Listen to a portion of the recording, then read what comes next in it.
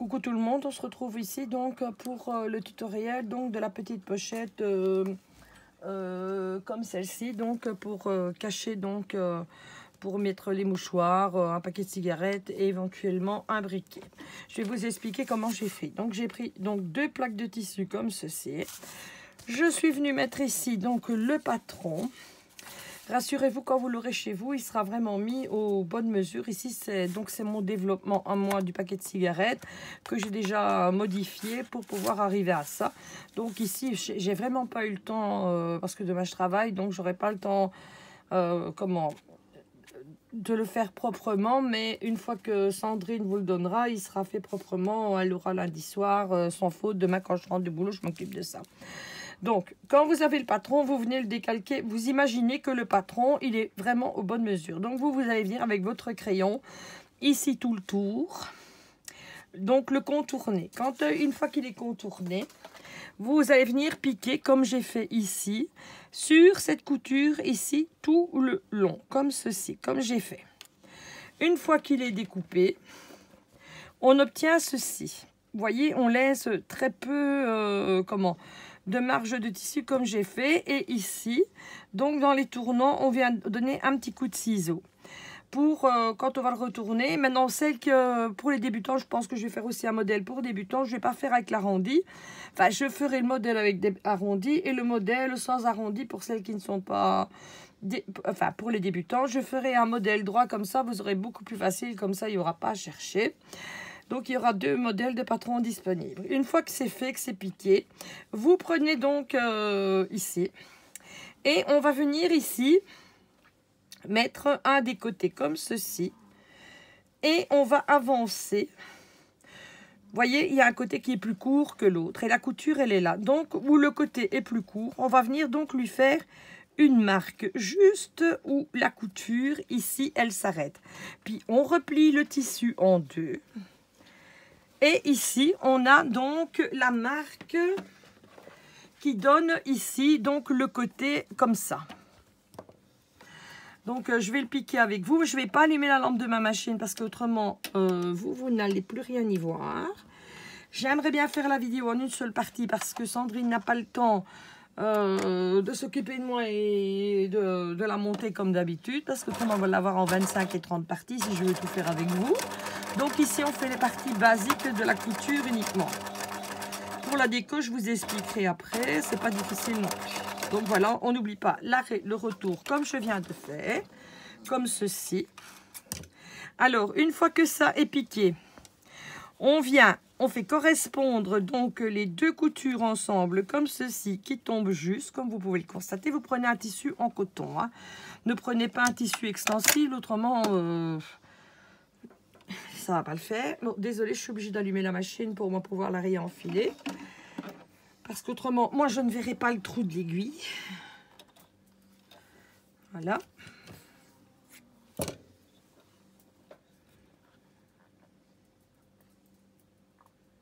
Bon, prenez pas attention, j'ai pas de lunettes, donc faut le temps que je trouve le trou.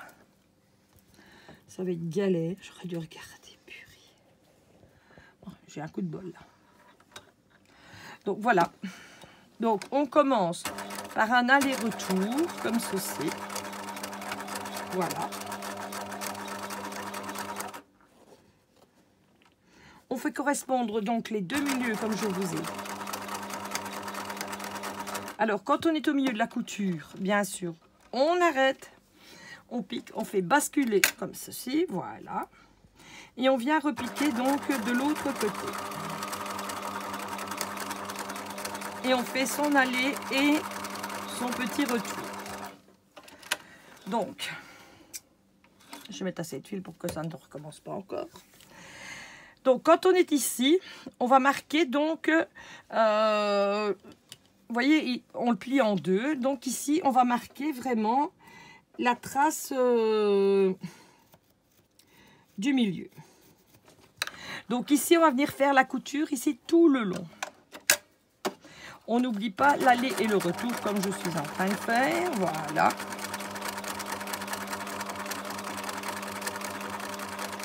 Alors ici, je suis en train de le faire. Il n'y a pas de fond, bien sûr, hein, pour le moment. Là. Je viens couper mes angles comme ceci, donc en biais pour que ça ne m'embête pas. Je prends ma petite latte et ici je viens ouvrir, donc comme ceci, voilà, pour faire correspondre le milieu du tissu, donc sur le milieu de la couture. Et ici, je viens avec ma règle, comme ceci, mesurer jusqu'au temps que j'ai 2,5. Pourquoi 2,5? Parce que c'est la mesure donc d'un paquet de XL pour qu'ils sachent rentrer dedans. Maintenant, si vous en mettez plus, eh ben, vous mettez 3, il y aura plus d'aisance que moi je n'ai mis là. Donc ici, on vient le piquer. On viendra piquer. Je vais fermer la lumière pour que vous voyez bien. On vient piquer le coin. On n'oublie surtout pas l'aller et le retour que je suis en train de faire. Voilà. Là. Il y a un souci, je pense que j'ai plus de fil en dessous maintenant. Et merde. Bon, attendez une seconde, je refais une canette. Désolée. Ah ben non, j'ai encore du fil, c'est bon. Je sais pas pourquoi ça s'est coupé, ça s'est démonté, je n'en sais rien.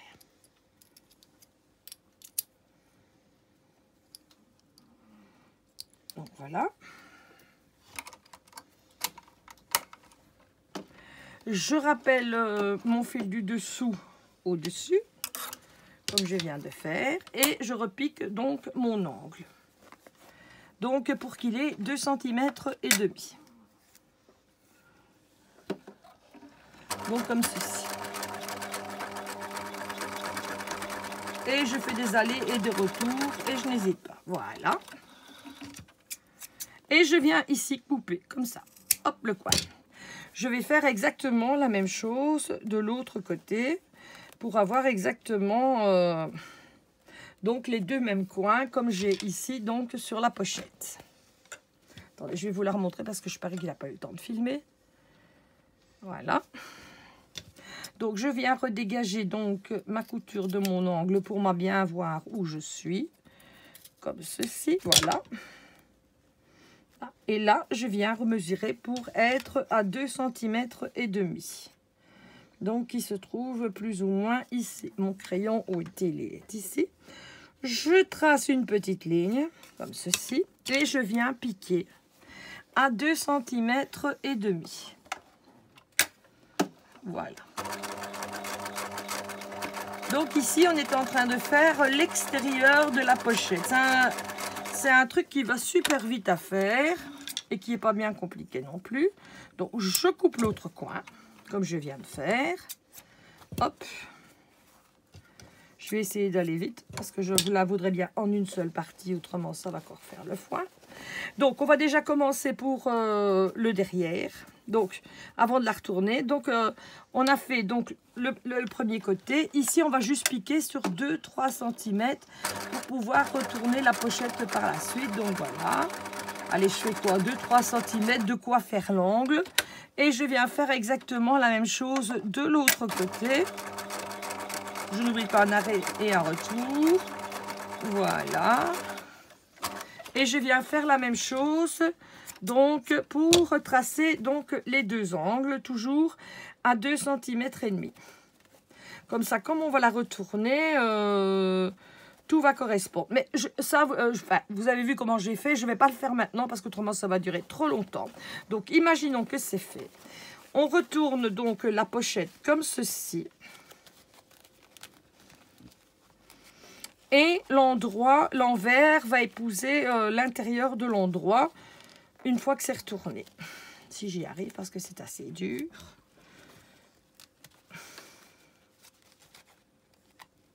En plus, j'ai voulu mettre des faux ongles, donc j'ai mes ongles qui sont tout mous. Je vous dis pas la galère. Donc j'ai vraiment du mal. Voilà.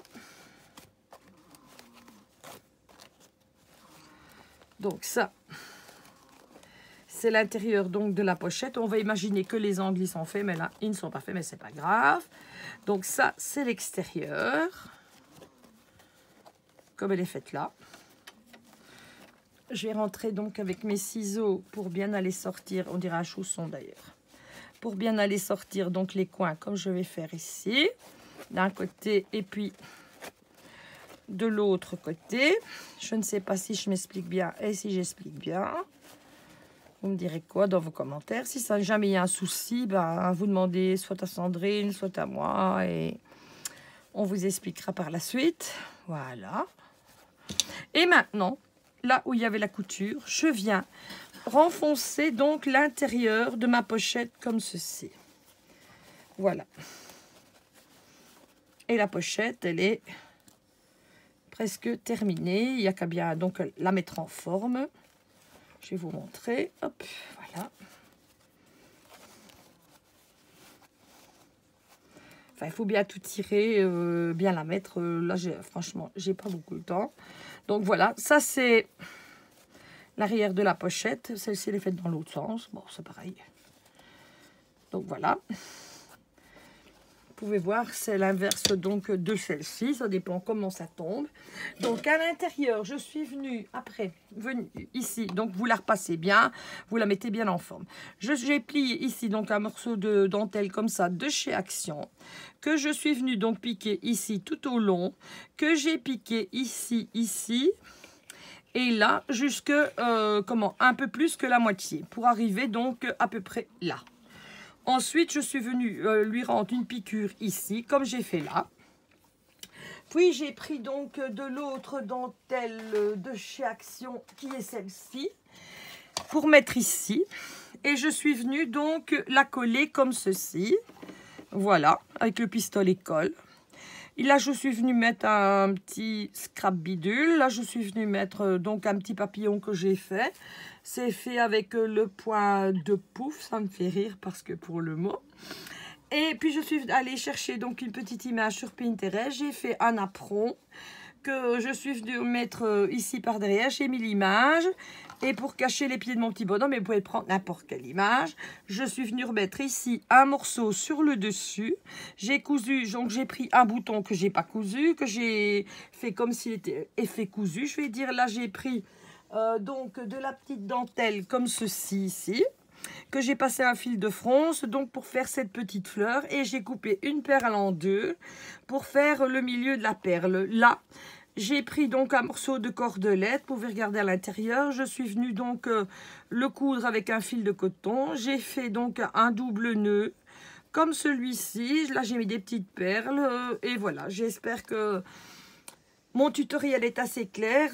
Si pas, ben, j'essaierai de faire mieux pour vous expliquer. Merci.